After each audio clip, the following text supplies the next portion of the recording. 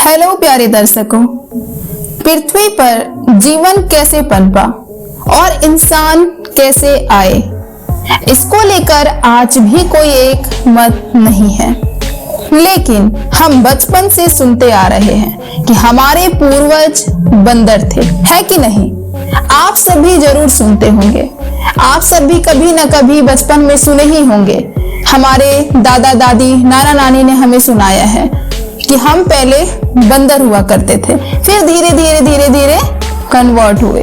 तो बात यह है कि समय के साथ धीरे धीरे हमने खुद को विकसित किया।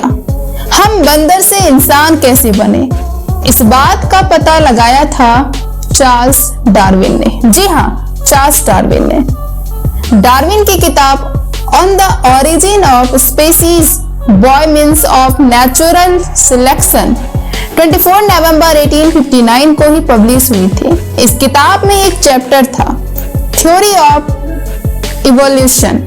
इसी में बताया गया था कैसे हम बंदर से इंसान बने। प्यारे दर्शकों, आज इस वीडियो के माध्यम से हम आपको विस्तृत पूर्वक जानकारी देंगे कि आखिर हम पहले कैसे दिखते थे, हमारा रहन सहन कैसा था, हम बंदर से इंसान में कैसे कन्वर्ट हुए, इतना परिवर्तन कैसे हमारे में आया। इन सारे टॉपिक्स पर आज हम चर्चा करेंगे, तो वीडियो के अंत तक बने रहिएगा। तो उससे पहले हम आपको बता दें, आप देख रहे हैं मिस्टीरियस पॉडकास्ट चैनल, और अगर आप हमारे चैनल को सब्सक्राइब नहीं किए हैं तो प्लीज सब्सक्राइब कर बेल आइकन जरूर प्रेस कर ले, ताकि आप तक हमारा वीडियो सबसे पहले पहुंचे। और सबसे जरूरी बात, लाइक करना बिल्कुल ना भूलें। तो बिना देर किए हुए आइए हम स्टार्ट करते हैं। Then let's get started. दर्शकों, चार्ल्स डार्विन का मानना था कि हम सभी के पूर्वज एक हैं। उनकी थ्योरी थी कि हमारे पूर्वज बंदर थे। कुछ बंदर अलग जगह अलग तरह से रहने लगे।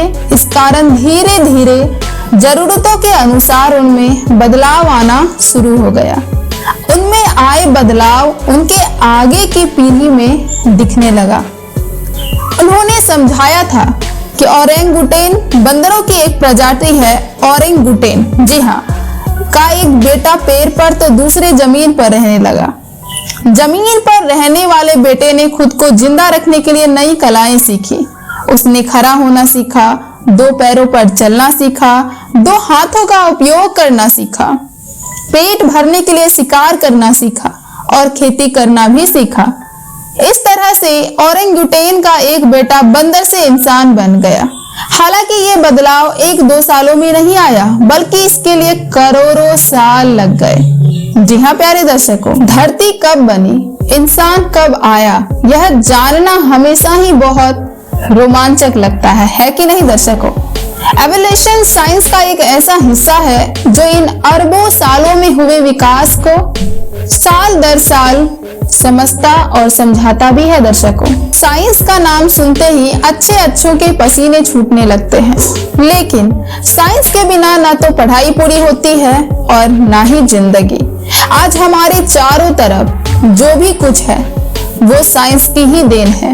यहाँ तक कि हम इंसान जो आज से अरबों साल पहले बंदर थे, एवोल्यूशन की वजह से ही, प्यारे दर्शकों, एवोल्यूशन की वजह से ही अपने वर्तमान रूप में है।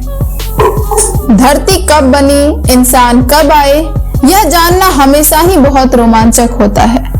एवोल्यूशन साइंस का एक ऐसा हिस्सा है जो इन अरबों सालों में हुए विकास को साल दर साल समझता और समझाता है। ये थोड़ा मुश्किल जरूर है, लेकिन है बहुत दिलचस्प। इस पूरी प्रक्रिया को बहुत आसान और मजेदार तरीके से हम आपको बताएंगे। वानर से इंसान बनने की प्रक्रिया का उल्लेख धार्मिक और मिथक ग्रंथों में किया जाता है, लेकिन वैज्ञानिक समुदाय इसको प्रमाणित और वैज्ञानिक तरीके से स्वीकार नहीं करते हैं। मानव जीवन की वास्तविक उत्पत्ति परिसंगत प्राणियों से हुई है, जिनमें चिंपैंजी और बोनोबो जैसे जीव शामिल हैं। प्यारे दर्शकों, विज्ञानी विचार में मानव जीवन की उत्पत्ति लंबी प्रक्रिया के अंतर्गत बड़ी संख्या में बदलाव और उनके पर्यावरण में हुए परिवर्तनों के परिणाम स्वरूप हुई है। यह प्रक्रिया लाखों वर्षों की समय स्केल पर घटी, जिसमें उपनिवेश या अनुक्रमिक बदलाव और नैतिकता की उत्पत्ति शामिल है। आपका उल्लेखित आदर्श सिर्फ एक धार्मिक तथ्य हो सकता है और इसे वैज्ञानिक तथ्य के रूप में स्वीकारना विज्ञानी समुदाय द्वारा समर्थित नहीं किया जाता है। कभी न कभी हर किसी के मन में यह सवाल तो जरूर आए होंगे कि आखिर इस धरती पर हमारी उत्पत्ति आखिर कैसे हुई? क्या सच में हम पहले बंदर के रूप में थे और बाद में हम इंसान बन गए? और अगर बंदर से हम इंसान बने तो सारे बंदर इंसान क्यों नहीं बन सके? प्यारे दर्शकों, ऐसे कई सवाल हैं जो हमारे मन में गूंजते रहते हैं। चार्ल्स डार्विन ने इंसान और जीव जंतुओं के क्रमिक विकास को समझाया था। उनका मानना था कि हम सभी के पूर्वज एक ही हैं। हर प्रजाति, चाहे वह इंसान हो, पेड़ पौधे हो या जानवर, सभी एक दूसरे से संबंध रखते हैं।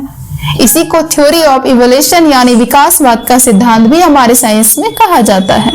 डार्विन ने एक सिद्धांत और दिया था कि जैसे जैसे भूमि बढ़ती है, समुद्री द्वीप डूबते जाते हैं और उनके चारों ओर प्रवाल भित्तियां बढ़ती जाती हैं, जिससे प्रवाल द्वीप का निर्माण होता है।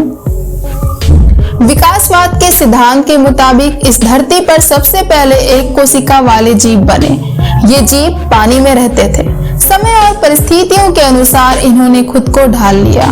एक कोशिकीय जीव के बाद बहुकोशिकीय जीव बने।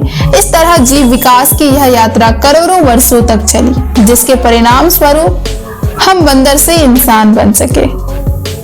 मानव ने विकास के क्रम में धरती के काफी रहस्यों से पर्दा उठा दिया है। हालांकि हमें अपने इतिहास यानी पूर्वजों की सबसे कम जानकारी है। मानव जीवन के इतिहास की गुत्थी को सुलझाने के लिए वैज्ञानिक लगातार शोध करते रहते हैं। ऐसे ही एक नए अध्ययन से पता चला है कि संभावित पहले आदि मानव कौन थे। मानव ने विकसित होने के क्रम में धरती पर मौजूद ज्यादातर रहस्यों को जान लिया और बचे हुए अनजान पहलुओं को जानने की लगातार कोशिश कर रहा है। इसी क्रम में अगर सबसे कम किसी के बारे में इंसान जान पाया तो वह खुद अपने बारे में है। इसलिए इंसान के विकसित होने को लगातार शोध व अध्ययन चलते रहे हैं और उसी अध्ययन में से हम आपको जानकारी दे रहे हैं। दर्शकों, एक शोध से पता चला है कि आधुनिक मनुष्य के दिमाग का विकास करीब 17 लाख साल पहले पूर्वी अफ्रीका में होना शुरू हो गया था। उस दौर में अफ्रीका में रहने वाले आदि मानवों ने पत्थर को औजार के तौर पर इस्तेमाल करना शुरू कर दिया था। शोधों से पता चलता है कि पूर्वी अफ्रीका के कुछ समय बाद नई होमो आबादी ने दक्षिण पूर्व एशिया का रुख किया। अब सवाल ये उठता है कि पहले आदि मानव कौन थे और वे कैसे एशिया और यूरोप में फैल गए। पिछले 10 लाख साल के मानव विकास के अध्ययन से पता चला है कि मनुष्य की 4 प्रजातियां थी। इनमें आधुनिक मानव यानी होमो सेपियंस, होमो निएंडरथैलेंसिस, हमारी एक पैतृक प्रजाति होमो हिडलबर्गेंसिस और होमो इरेक्टस शामिल थे। कौन थे धरती के पहले आदि मानव? वैज्ञानिकों का मानना है कि अफ्रीका में विकसित हुआ होमो इरेक्टस पहले आदि मानव थे। वैज्ञानिकों के मुताबिक आधुनिक मानव करीब 2 लाख साल पहले अफ्रीका में हुए थे। उनसे ही होमो इरेक्टस विकसित हुए। इसका लैटिन में मतलब ईमानदार आदमी होता है। होमो इरेक्टस मानव की एक विलुप्त प्रजाति है। ये प्रजाति 19 लाख साल पहले से लेकर 1.35 लाख साल पहले के बीच धरती पर रहती थी। वैज्ञानिक शोधों से अनुमान लगाया गया है कि होमो एरगस्टर या अफ्रीकी होमो इरेक्टस अफ्रीका छोड़ने वाली पहली मानव प्रजाति हो सकती है। जीवाश्म अवशेषों से पता चलता है कि इस प्रजाति ने 17 लाख साल पहले दक्षिणी यूरेशिया में अपनी सीमाओं का विस्तार किया था। करीब 18 लाख साल पहले होमो इरेक्टस अफ्रीका से लेवेंटाइन कॉरिडोर और हॉर्न ऑफ अफ्रीका के जरिए यूरेशिया में फैल गए। आनुवांशिक अनुसंधान से जानकारी मिलती है कि लोग 70,000 और 55,000 साल पहले के बीच अफ्रीका से यूरेशिया में चले गए थे। मानव विकास के कई अध्ययनों से पता चलता है कि आदि मानव को जलवायु में होने वाले बदलाव के कारण अफ्रीका छोड़कर यूरेशिया की ओर बढ़ना पड़ा। विशेषज्ञों का मानना है कि अफ्रीका में सूखे के कारण भूखमरी पैदा हो गई। इसी कर्म में मानव के सामने विलुप्त होने का खतरा मंडराने लगा। ऐसे में उसने अपने जीवन को बचाने के लिए दुनिया के दूसरे हिस्सों को खोजना प्रयास करना शुरू कर दिया। मध्य पूर्व की जलवायु और हरियाली ने शायद पहले मनुष्यों को अफ्रीका से बाहर निकालने में मदद की। यूनिवर्सिटी ऑफ एरिजोना के भूवैज्ञानिकों के नेतृत्व में किए गए शोध के मुताबिक करीब 60,000 साल पहले जलवायु के नम से बहुत शुष्क होने के कारण मनुष्य अफ्रीका से बाहर चले गए थे। होमो सेपियंस मानव की वह प्रजाति है जिससे सभी आधुनिक मानव जुड़े हुए हैं। होमो सेपियंस जीनस होमो में वर्गीकृत कई प्रजातियों में से एक है। यह मानव एकमात्र ऐसी प्रजाति है जो विलुप्त नहीं हुई है। होमो मानव यानी मैन के लिए लैटिन शब्द है और सेपियंस एक लैटिन शब्द से लिया गया है जिसका अर्थ बुद्धिमान है। होमो सेपियंस का अब तक का खोजा गया सबसे पुराना कंकाल मोरक्को से है। ये कंकाल करीब 3 लाख साल पुराना है। वैज्ञानिकों के मुताबिक ये कंकाल हमारे पूर्वज निएंडरथल और डेनिसोवन समेत मानव परिवार के अन्य सदस्यों के साथ ही रहा होगा। शोधकर्ताओं को अफ्रीका के केन्या की तुर्काना झील में एक 8 साल के बच्चे का करीब 15 लाख साल पुराना कंकाल भी मिला था। ये कंकाल दुनिया में अब खोजे गए इंसानों के कंकालों में सबसे पुराना है। शोधकर्ताओं का खोजा गया ये पहला ऐसा कंकाल था जो पूरा था। इससे पहले मिले कंकाल पूरे के बजाय आंशिक होते थे। वैज्ञानिकों ने इस कंकाल को तुर्काना बॉय नाम दिया। तुर्काना झील को हमारे जानवर से इंसान बनने के इतिहास का बड़ा स्रोत माना जाता है। इस झील से मिले अवशेषों के आधार पर तय किया जा चुका है कि लाखों साल पहले इंसान क्या खाता था और कैसे रहता था। तो प्यारे दर्शकों, इस कंकाल पर किए गए अध्ययन से साफ हुआ कि आधुनिक इंसान किसी एक मानव प्रजाति से जुड़ा हुआ नहीं है। आधुनिक मानव का पूर्वज होमो इरेक्टस मानव की इन्हीं कई प्रजातियों में एक था। तुर्काना झील के पास मिला बच्चे का कंकाल इस थ्योरी को सही साबित करता है। तो प्यारे दर्शकों, आज हमने आपको काफी ज्यादा विस्तृत पूर्वक जानकारी दी है कि हमारी उत्पत्ति कैसी हुई है, कहां से हुई है और इसका क्या सबूत है। और यह सारी चीजें हम काफी रिसर्च करके आप तक पहुंचाए हैं। तो आपका क्या फर्ज बनता है?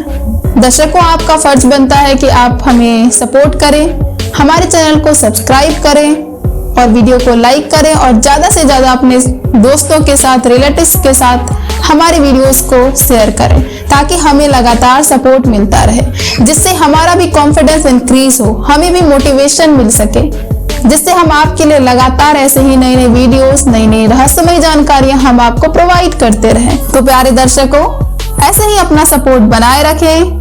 चैनल को सब्सक्राइब कर बेल आइकन जरूर प्रेस कर लें ताकि आप तक हमारा वीडियो सबसे पहले पहुंचे। देन मिलते हैं नेक्स्ट वीडियो के साथ। अभी के लिए धन्यवाद। जय हिंद, जय भारत। सुखी रहे, स्वस्थ रहें।